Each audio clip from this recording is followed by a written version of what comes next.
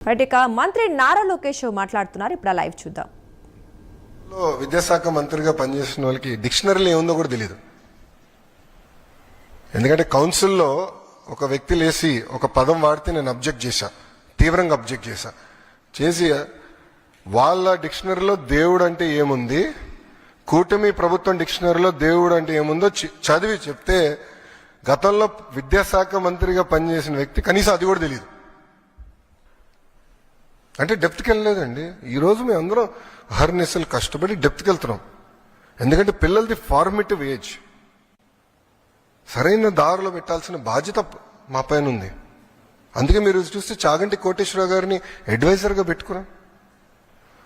ఆయన ఏ కంటెంట్ అయితే తయారు చేశారో విలువల పైన అది మేము పిల్లలకి ప్రింట్ చేసి ఇస్తున్నాం.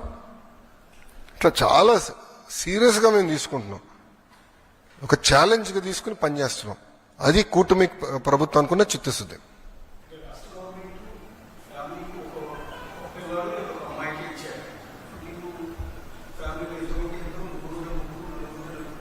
ఐదుగురు ఉంటే ఐదుగురు. ఎస్,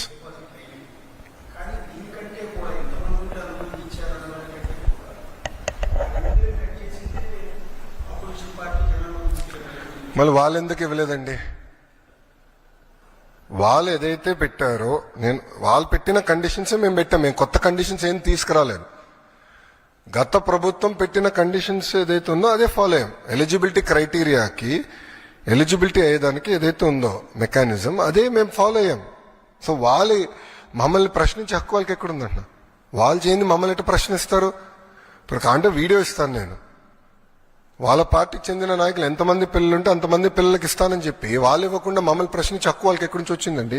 మాకు ఆ చిత్తశుద్ధి ఉంది, మేము ఇస్తున్నాం. ఇద్దరుంటే 26,000 ఇస్తున్నాం, ముగ్గురుంటే 39,000 ఇస్తున్నాం. అది కూటమి ప్రభుత్వం అనుకున్న చిత్తశుద్ధి.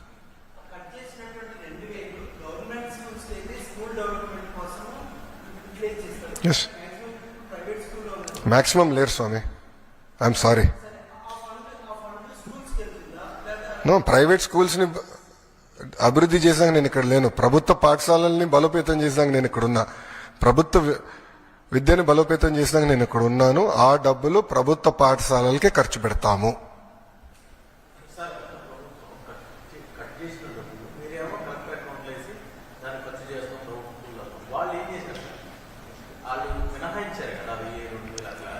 వాళ్ళు అనేక అంటే టాయిలెట్ మెయింటెనెన్స్ అని అట్లా ఇస్తాం జరిగింది. కొన్ని ఖర్చు చేశారు, కొన్ని ఖర్చు చేయలేదు.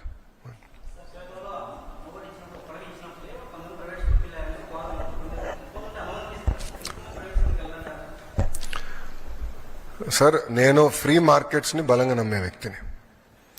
ప్రభుత్వ పాఠశాలలో నాణ్యత పెంచితే, యాక్సెస్ పెంచి, ఒక పద్ధతి ప్రకారం పిల్లలు మేము చదివించి మంచి మార్క్స్లు మేము సాధించి నైతిక విలువలు పెంచితే ఆటోమేటిక్గా తల్లిదండ్రులు వాళ్ళ పిల్లల్ని ప్రభుత్వ పాఠశాలకు పంపిస్తారని బలంగా నేను నమ్ముతున్నాను. సో మార్కెట్లో నేను కంపీట్ చేస్తా. ఈరోజు నేను ఎన్రోల్మెంట్ పెంచాలంటే నాకు 2 నిమిషాల పని. నాకు పర్మిషన్స్కి వచ్చి అన్ని పాఠశాలలు రిజెక్ట్ కొట్టాను అనుకోండి, ప్రైవేట్ పాఠశాల పర్మిషన్ అన్ని రిజెక్ట్ కొట్టాను, ఆటోమేటిక్గా నాకు పెరుగుతుంది కదా. కానీ దొడ్డిదారిని చేసినట్టు అవుతుంది కదండి. మేము క్వాలిటీ పెంచకుండా ప్రైవేట్ పాఠశాలలు నేను పర్మిషన్ ఇవ్వకపోతే నష్టపోయేది ఎవరు? పిల్లలు నష్టపోతారండి. సో నేను నాణ్యత పెంచాలి. నాణ్యత ఎంత పెంచాలి? ప్రైమరీ స్కూల్లో 1 class 1 teacher. Second, mega DSC 16,347 teacher పోస్టులు భర్తీ చేసడానికి ఆల్రెడీ డిఎస్సి మొదలైపోయింది. 24 కేసులు వేశారండి. 24 కేసులు వేశారు డిఎస్సి ఆపేదానికి. బట్ ముందరికి అంటే పక్కడబందిగా నోటిఫికేషన్ ఇచ్చాం కనుక we are able to go ahead. So teacher recruitment జరుగుతుంది. ప్యారల్గా మీరు చూస్తే కరికులం చాలా ఇంప్రూవ్ చేశాము. ఉపాధ్యాయులకి ఎలాంటి ఇబ్బంది లేకుండా సంస్కరణలు తీసుకొచ్చాం. సో వాళ్ళందరినీ భాగస్వామ్యం చేశాం.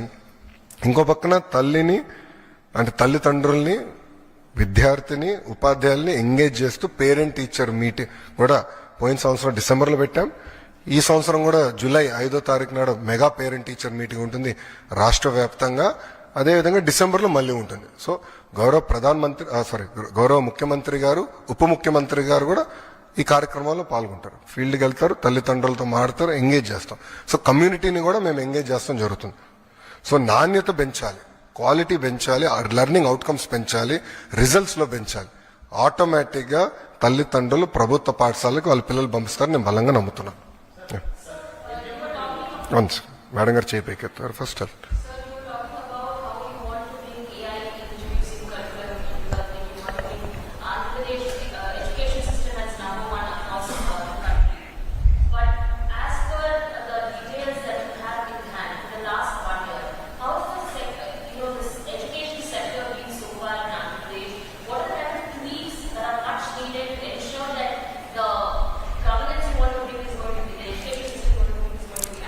No, see, if you look at it in the last 1 year, we didn't change the fundamental structures because this government came only in the month of June. So by then the academic year started. I didn't want to mess around with the system. I took an objective evaluation on the reforms, and whatever worked, whatever reforms that were taken in the past which are working, we continued. Whatever reforms I believed were not in the interest of the students or children, we have withdrawn, number one. So if you look at it, I didn't get the benefit of the full year. However, we've had certain action plans to improve our performance in terms of marks. So if you look at our inter or 10th, government schools have done definitely far better than they did in the past. That is first one. However, in the last 1 year, these structural reforms which we believe are very important to strengthen government schools is what we started. So if you look at our 1 class 1 teacher policy, which I believe is very, very important, strengthening our high schools, recruitment of our teachers, all this work has started. Parallelly, what we have done is we have built an app called LEAP app, Learning Excellence of Andhra Pradesh, where the teacher, the parent, the student will be integrated.